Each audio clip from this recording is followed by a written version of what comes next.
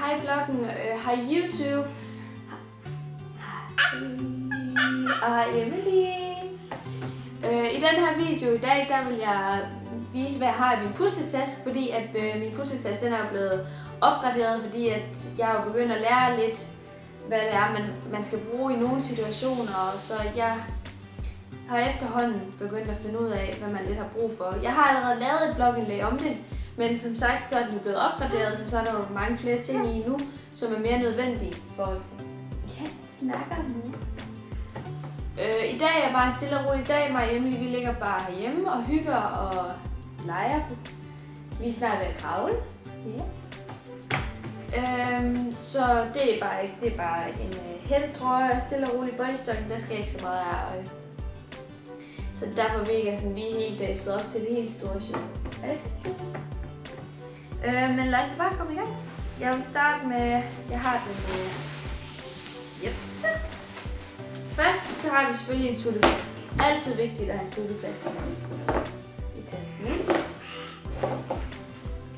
Så har jeg den her, den er fra mamma, ligesom med sutteflasken, hvor at man deler doseringerne op. Nu er hun jo på modermælkserstatning, og så er der sådan noget modermælkserstatningspulver. Det kan man så dele op. Der er 3 forskellige her. Og så putter man alt det her pulver i, og så når du så skal have i sutteflasken, så kan du åbne det her låg, og så hælde i det her skidesmart, så du ikke skal rende rundt med den store bøtte hver eneste gang.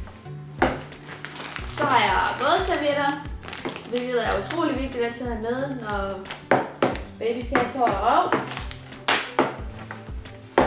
Så har jeg det her baby zinksalve. Det var faktisk fordi, jeg oplevede et tidspunkt, hvor jeg var ude, og så er Emily utrolig rød nums, hvilket er selvfølgelig irriterende for hende og træls. Så derfor så fandt jeg faktisk ud af, at det faktisk var en meget god idé at have den her med i tasken altid. Så jeg har både en i tasken, og så har jeg en, der står herhjemme ved puslebordet.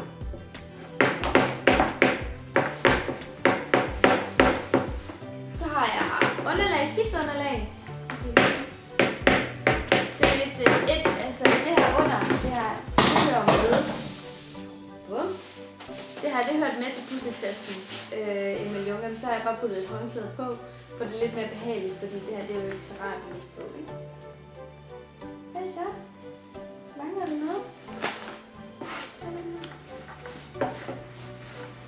Ja, så har jeg faktisk også sådan en bare lige sådan hurtigt, men vi kan bare putte i flasken, i stedet for at skal stå og blande med vand og sådan noget. Det tror jeg bare, det er en rest, så den har jeg også bare lige. Så har jeg en plastikpose. Ingen ved, hvad den skal bruges til.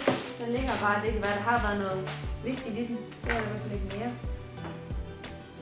Så har jeg en suttehænger. Til at hvis man skal være ude, nu har vi jo efterhånden mistet i hvert fald 3 sutter, fordi at hun har begyndt at køle sutteren ud af barnevognen. Så har jeg bare lige sådan en her med, fordi hver eneste gang jeg er sammen med min far, så kommenterer han altid på, hvor jeg ikke har med sutter i den her. Så nu har jeg den i hvert fald med i tasken altså. Så har jeg et tæppe.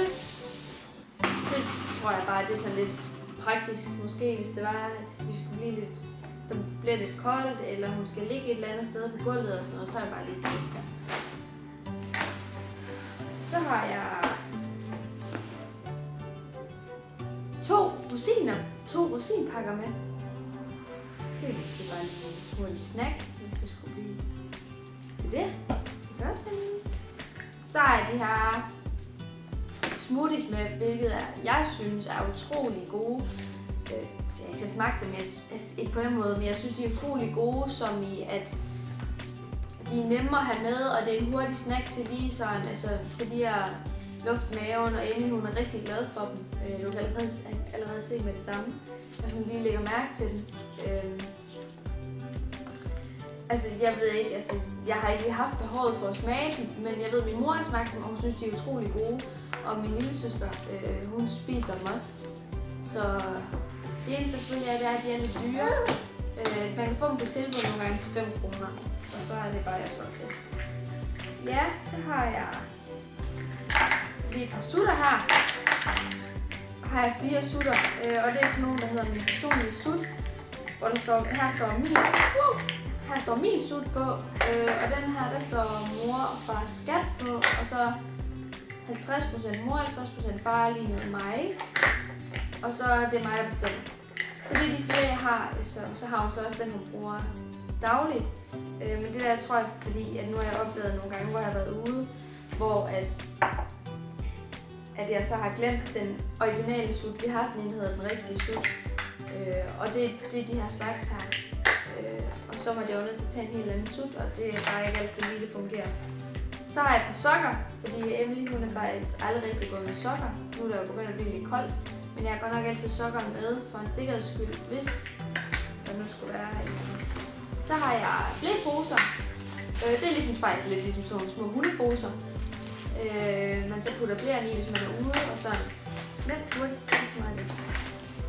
Så har jeg bare selvfølgelig blæer. Ja. Det er sådan set det. Jeg tror det er det. Ja. Det er de ting, jeg havde i min pusletaske.